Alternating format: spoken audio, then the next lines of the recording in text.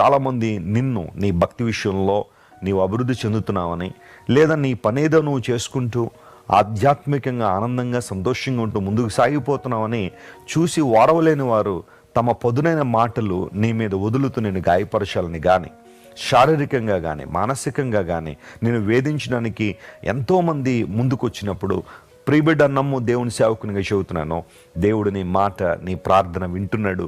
ఆయన వైపు చూడు, దీనత్వంతో ఆయన వేడుకో.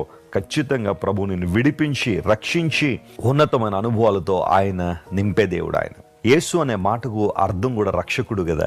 ఆయన ఆధ్యాత్మికంగా కేవలం మనం రక్షించడం మాత్రమే కాదు, అన్ని విధానాల్లో నీకు రక్షణ ఇవ్వడానికి ఆయన ఎల్లప్పుడూ సిద్ధంగా ఉన్నాడు. కాబట్టి ఈ వాగ్దానాన్ని ఈరోజు క్లెయిమ్ చేసుకుని ప్రభువుని స్తుతించండి.